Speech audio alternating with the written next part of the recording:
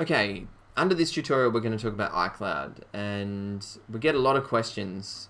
In this tutorial we're going to talk about iCloud, and I usually get a lot of questions about how iCloud works, how syncing works, what it is and how it works, and do I have one or do I have to set one up. Certainly this is going to be a quick tutorial on the basics of iCloud. There'll be some follow-up ones on how it works in relation to your computer and your iPad and all those sorts of things. So this is sort of like the introduction. Have a look out for some more. First of all, you're going to notice that at the top here, iCloud, I have an account. And this is usually my Apple ID account. Now, it's really important. I'm going to point out here that a lot of people say an iTunes account and then an Apple ID account. They're actually the same thing. The correct term you should be talking about is it's your Apple ID. So this is the thing that purchases, this is the thing that syncs, this is the thing that controls that. And whenever you have an Apple ID, you automatically have an iCloud account.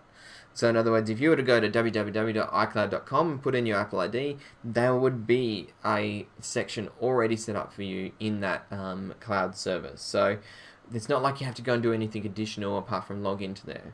Now, everybody that starts with an Apple ID automatically has an iCloud account, and you already automatically have 5 gigabytes of space that you can save to.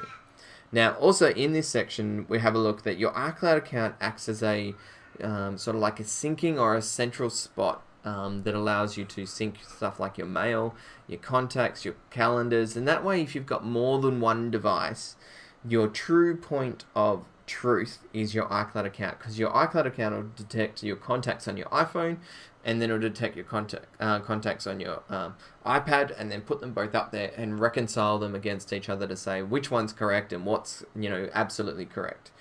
It also syncs stuff like your Safari and your if you turn on your photo stream and all those sorts of things, which we'll talk about later. And it'll have your documents and data, and it'll save them all up to the cloud automatically. This is a function that happens automatically once you've logged in once your iCloud account and you've turned it on. So if we have a look under here, the one that people usually ask is, how do I back up so I don't lose my data and if it breaks and all that sort of stuff? Well, iCloud takes care of that. Now, it's not the only place you can back up. You can back up to your computer. That's fine, no trouble. But a lot of people will also back up from their back up to their iCloud account. So if you have a look here, I've paid for additional storage. So in other words, I've got 25 gigabytes of space in iCloud. So in other words, with my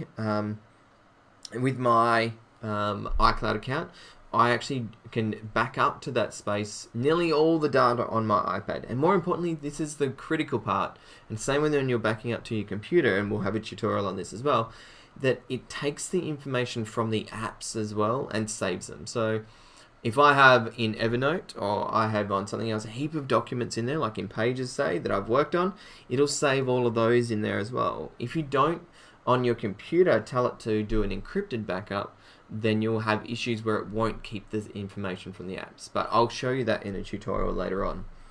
So in here you can change your storage plans, you can purchase additional storage and all those sorts of things if you want. You can also downgrade and all those sorts of things. It depends on what you're going to do. Inside here as well, sorry, I'll just go back into that. You can manage your storage. So in other words, what's being saved from where. So in other words, Pages for me is my biggest one. And it'll tell me all of my other iPads as well. So I have 2 iPads. So it'll tell me how much is being saved from each one. So this is a really important part. So if you've got more than one device, all of these devices with the same Apple ID can save up to the one spot. So it's not like you're talking about managing data from 6 different devices to 6 different Apple IDs. It's 6 different devices with one Apple ID saving to one spot. I should point out you're only allowed to have 5 devices as well, not 6. But that's a licensing issue. So storage and backup. iCloud, reminders. Do you want to sync your reminders across all of your devices that have it? Sure. This is going to be the thing as well that actually receives my going to receive my messages and all that sort of stuff. Well, when we talk about iMessage and it's free using data, it sends it to this tyrrell.bradley@me.com account. So it's really important to understand that that's what's going on in iCloud, and I'll tell you more about that with some tutorials where I'll show you what's going on the iPad and then show you what's going on the iCloud itself with documents and all that sort of stuff. So iCloud, set it up, free messages, controlled by Apple, free space, keeps everything synced, and when you run out of data, you just need to go and have a look in there and see what apps are being synced and who's got the most in it. So it's like managing anything.